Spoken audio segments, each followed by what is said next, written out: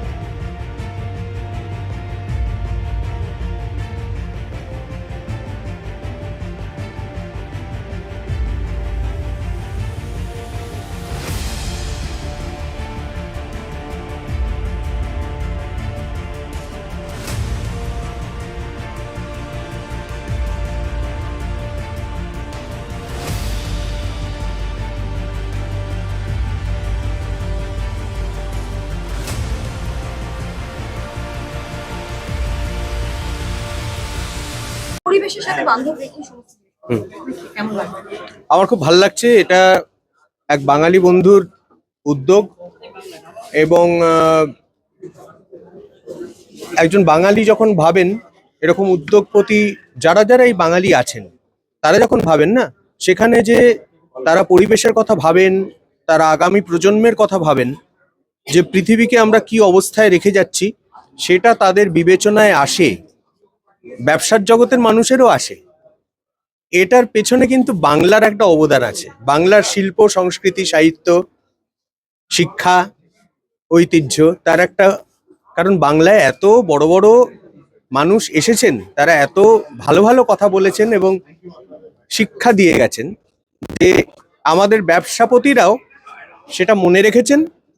সেখান থেকে তারা যেরকম ইন্সপায়ার্ড হচ্ছেন, ঠিক তেমনই এই যেমন এই কাজ আপার কেস, যে এই ট্রাভেল যে সমস্ত অ্যামিনিটিস রয়েছে এখানে, সুটকেস এবং নানা রকম লাগেজ মেটেরিয়াল, এগুলো কিন্তু রিসাইকেলেবল।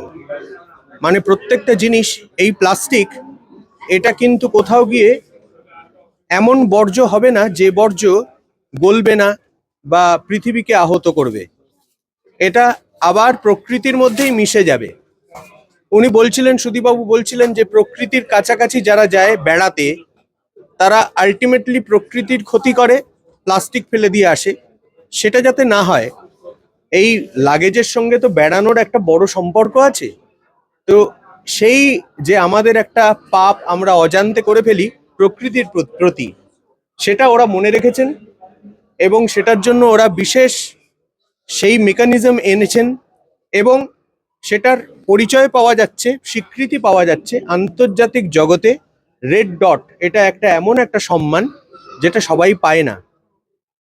আমাদের কলকাতা থেকে ওরা পেলেন, কাজেই ওদের কাজ শুরুতেই যখন এই স্বীকৃতি আমরা দেখছি।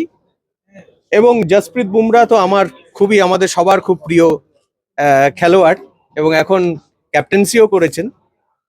উনি হচ্ছেন এই ব্র্যান্ডের মুখ, কাজেই আলাদা করে আর বলার দরকার পড়বে না যে আমরা অবশ্যই আপার কেসের দিকে তাকিয়ে থাকবো।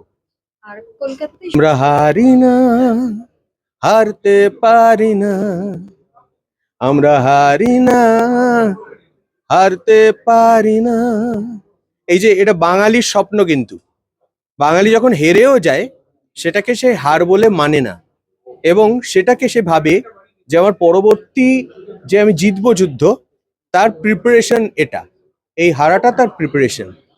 কাজেই আমি মনে করছি যে এরকম একটা স্বপ্ন, এরকম একটা সাধনা না থাকলে এই ধরনের একটা ব্র্যান্ড কলকাতা থেকে মাথাচাড়া দিয়ে সারা বিশ্বকে জয় করতে পারে না। কাজেই ওদের জন্য গান নির্বাচনের সময় আমার এটাই মনে এলো। Thank you. খুব ভালো লাগছে। কলকাতার ছেলে, কলকাতায় ফিরেছি। একটু আগে আমি বলছিলাম যে এই মলেতে বসে আমি এই কোম্পানিটা কনসেপ্ট ঠিক করেছিলাম চাকরি ছাড়বো। এবং আজকে প্রায় 4 বছর বাদে এখানে একটা দোকান খুলতে পেরে খুবই আনন্দিত লাগছে, একটু emotional, and I think it's like homecoming. It's like home. Please like, subscribe, and share video.